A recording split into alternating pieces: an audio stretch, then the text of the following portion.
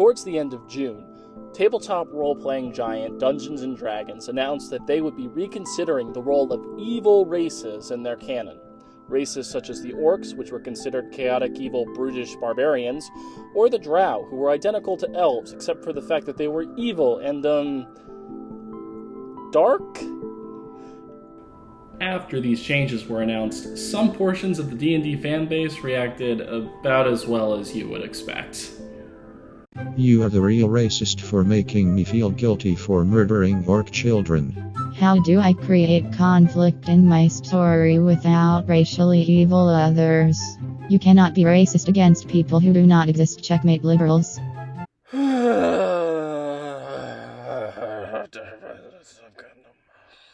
So I actually don't have as much of a dog in this fight as some of y'all might think.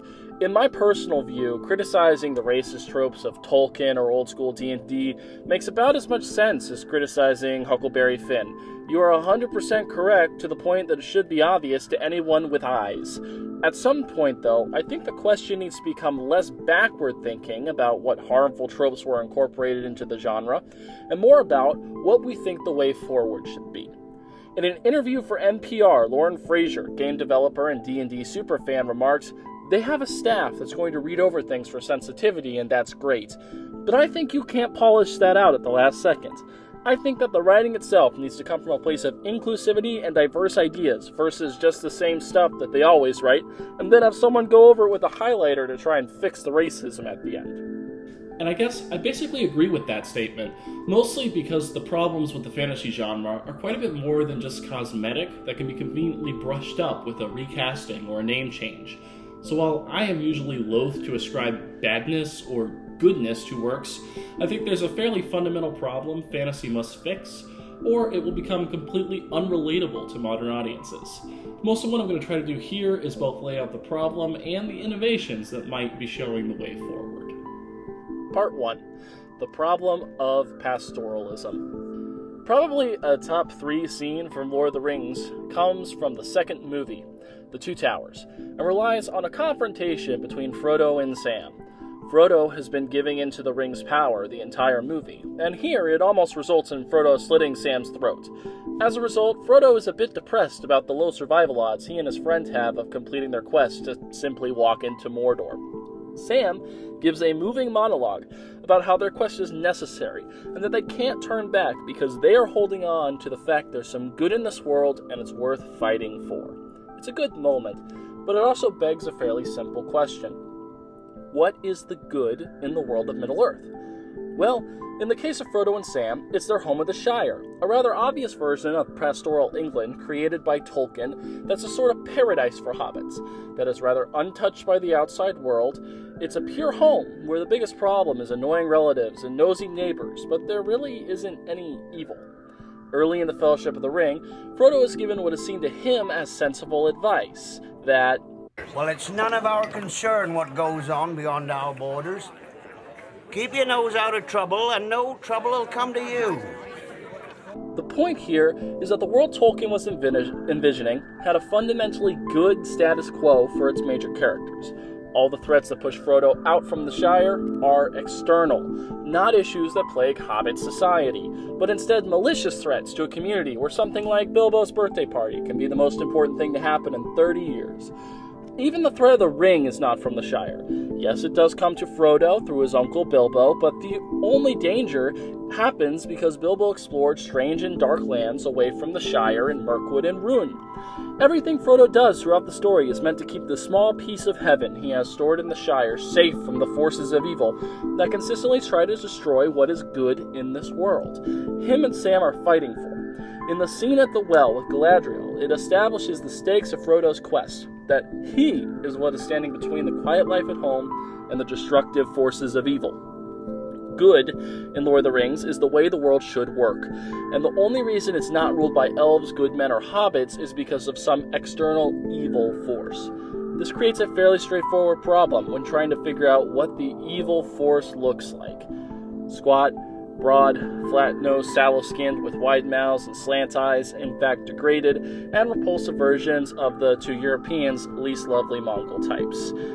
This is a description Tolkien gives in a letter of what he thinks the orcs or the evil are.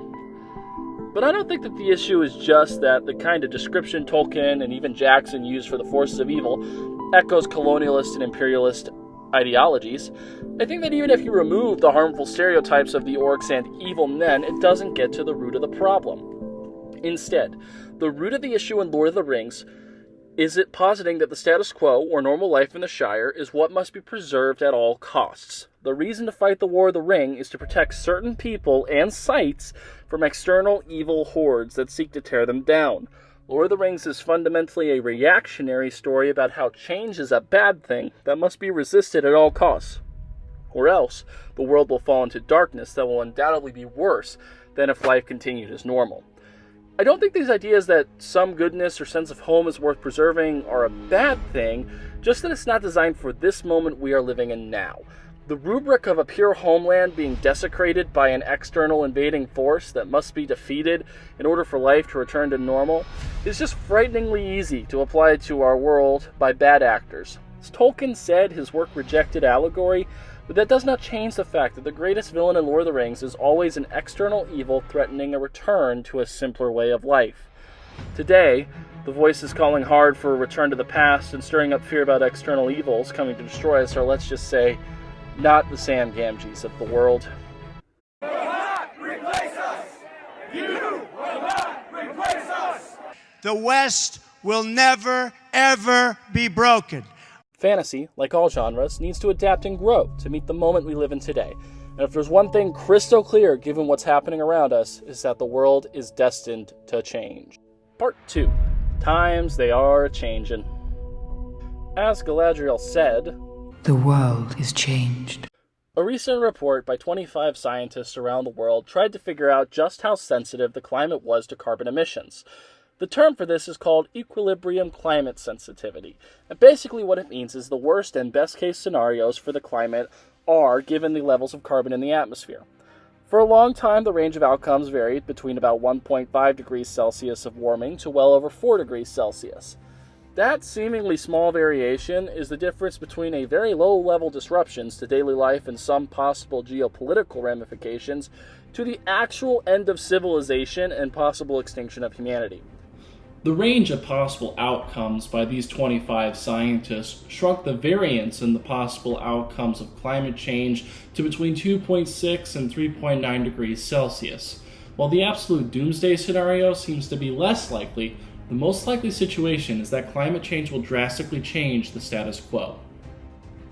While climate change is probably the most cataclysmic event that will push change upon us, whether we like it or not, the world has also recently had serious conversations about racial injustice and the legacy of slavery that led to millions taking the streets in reaction to probably one of the most heinous and cold-blooded murders ever caught on camera. The point of this movement is that the status quo is not enough. There's no Shire to go back to for millions all across the world. There never was one. Black Lives Matter, I Don't Know More, and the various climate movements pushing for change are rather pointedly not fighting to return to some pastoral homeland, but instead fighting for a better future. And to some extent, our major media has recognized this shift away from thinking blissfully about the past, and instead looking to make a better future, or at least try to repair some things about our society that are broken. A good example is the Disney film Moana, that plays well as both an entertaining kids movie and probably one of the best big screen versions of epic fantasy I've seen in a while. Around a coming-of-age story for its titular character, Moana is racing against the clock of some sort of creeping external threat to her island, a darkness called by an evil volcano god, Te Kā. Moana has to find the demigod Maui and force him to return a special stone to restore a goddess of life named Te Fiti. What is interesting is that the darkness that we see as just another obstacle for Moana to overcome is not an external evil. Instead, Te Kā is just the perverted version of Te Fiti, twisted into something they are not because of Maui's foolishness at stealing the heart. Moana stops the darkness not by beating back hordes of faceless invaders from an external threat who want to pillage the homeland, but instead by making amends for a previous wrong and restoring balance to the world. Moana is startlingly optimistic, and it can be read as hopeful about humanity's future. Yes, colonialism, white supremacy, and unchecked capitalism have stolen the heart of Te Fiti through mass industrialization, myriad human rights abuses, and unchecked planetary destruction, but there's still time. we can still restore the heart and restore balance to the world. An even better execution of the idea of restoring balance comes from the finale of Avatar: The Last Airbender. Yes, the Fire Nation are invaders, but what makes members of the Fire Nation monstrous is not the fact that they are from the Fire Nation. It's the actions of a few leaders from Sozin to Ozai that have caused immense harm to the world. Sozin and Ozai's choices to murder entire cultures are what condemns them in history. And through the characters of Iroh and Zuko, we see that Sozin and Ozai are outliers, power-mad monsters who wreak devastation on the world. One of my favorite things about The Last Airbender is how they handle the art of firebending. It would be so easy to just have firebending come from anger or pain or other negative emotions. No one would bat an eye if the art of firebending was just the bad one of the universe, and the Fire Nation was just hordes of awful invaders. But instead, mostly through the character of Iroh, we see that firebending comes from life and breath, and is just as natural as the other three elements and bending styles. The problem is not that to be a firebender means to be evil, it's that the imperialistic tendencies of Fire Lords like Ozai have thrown the world out of balance and into conflict. So when Aang finally confronts Ozai at the end of the series, it's not just a battle of who has the bigger power-up, it's the fate of the world being at stake. Whether it will continue to be thrown into disarray by the evil wrought by men like Ozai and Sozin, or whether the Avatar will restore the balance between the four elements, and more importantly, the four peoples. These stories are great, but their only problem is that they still call back to some time in the past where things were good. Avatar and Moana may be good stories that help us reckon with our rolling climate change, but lose some of their explanatory power when talking about deeper wounds that have been brought to the forefront by the police riots in response to Black Lives Matter. Some stories understand that there is not a status quo to return to, and these stories might speak best to new generations. Part 3. Revolution or Resurection. So I hate to keep bringing up this fucking show, but one of the biggest thematic problems Game of Thrones had was what the point of all the dragons, swords, and zombies were. Early on, the show's thematic core was pretty clear. When you play the Game of Thrones, you win, or you die. And that worked while most of the focus of the show was on Westerosi politics between the great houses. The problem came later as Daenerys started to gain power. Her goal was clearly stated in Season 5. I'm not going to stop the wheel. I'm going to break the wheel. Alright, sweet. We've got a story about Daenerys coming to Westeros to stop the cycle of war, poverty, famine, and the death that the great houses unleashed upon the small folk. It's not a bad idea. The issue is that the show advanced, they totally lost sight of the problems with the ruling class of Westeros. This doesn't mean there were no longer villains, but Martin writes monsters like Ramsay Bolton in a way that makes it clear the feudal system of Westeros not just tolerates, but helps people like him torture and kill their people. At the beginning of Season 5, there's a hunt of Ramsay Bolton using his dogs to kill a woman. This is used as a plot point of how bad Ramsay is, instead of an indictment on the way power works in Westeros. The theme gets even more confused when Daenerys talks about why she wants to break the wheel. She seems like a good person, but her idea of breaking the wheel is just replacing the ruler from some inbred Lannister to herself as queen. It's unclear what the actual change in Westeros is going to be with her in charge, so the story isn't as strong as it could be.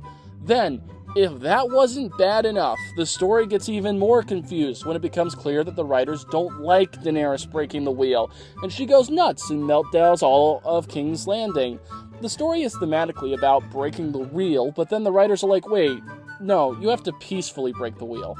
Make sure you don't inflict too much property damage. Think about all the community-owned businesses you might be hurting. Isn't breaking the wheel just like leaving the wheel in place? This isn't how Martin Luther King would have done. Yeah, on and on, to where the themes become slurry as Bronn, literally the embodiment of all the structural problems of Westeros, the guy who murdered his way to the top and can now brutally torture his small folk, the dude who is indistinguishable from Peter Baelish, including flippantly talking about murdering his wife for her money, now is in charge of the National Treasury. If you want to tell a story about a revolution, you have to figure out why people want to overthrow their governments. This is not a hard process, as the myriad injustices committed by regimes all across the world are easy enough to understand. I think that the best story, and the guiding light for fantasy into the future, has to be N.K. Jemisin, specifically a Broken Earth trilogy. Jemisin has risen to fame, won 3 Hugo Awards that were all deserved, and has sold about 1 million books worldwide. Her stories are gripping, her characters are relatable, and the world she creates are evocative and real. The other thing about the worlds Jemisin creates is that they are broken, and it's clear that structures of power are what grind people into dust. In the first book of the Broken Earth trilogy, we are introduced to a kind of people who can control the world around them through mastering the flows of tectonic energy. The main character of the story is one of these people named Asun, who is introduced to the horrific ways people like her are used to prop up the status quo of the world called the Stillness. While the story of people with special powers being oppressed is not entirely new concept, N.K. Jemisin shows that the entire world of the Broken Earth trilogy is built off the pain and death of these special people. A situation that does not hold, as within the first few pages of the trilogy, in the first book, the 5th season, a particularly powerful man who has this ability ends the world. The trilogy has its sights on even higher concepts, when it becomes clear that the empire that rules in the status quo is not the only society of the Stillness.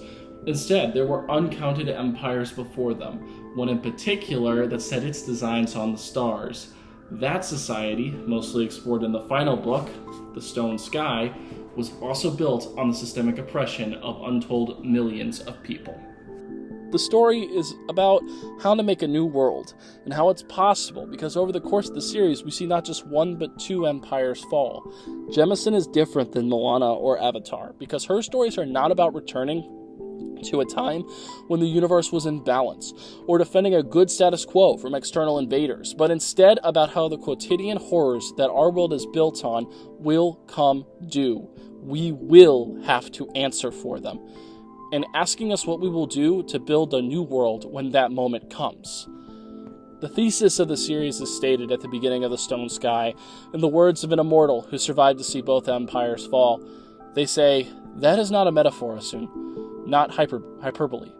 I did watch the world burn. Say nothing to me of innocent bystanders, unearned suffering, heartless vengeance. When a calm builds atop a fault line, do you blame its walls when they inevitably crush the people inside? No, you blame whoever was stupid enough to think that they could defy the laws of nature forever. Well, some worlds are built on a fault line of pain held up by nightmares. Don't lament when these worlds fall. Rage that they were built doomed to begin with." What is so refreshing about Jemisin is that she does not claim that just because the old world is destroyed, the new one will be better. The empire that oppresses the people like Asun rises sometime after the empire that used the energy of still living humans to power the utopian society it created. No, Jemisin puts the agency on us to build a better world. In the end of The Stone Sky, the main character states her goal is just, "I want the world to be better." There's no assurance, no guarantees, only the will to make a better world, not like the one that grinded so many into dust. Fantasy stands at a crossroads, whether we will cling to the past as a comforting pillow into the days of change ahead of us, or if we will embrace the need to build a better world to adapt to the challenges of the modern time. I hope we make the right choice and move forward, and like Asun, want the world to be better.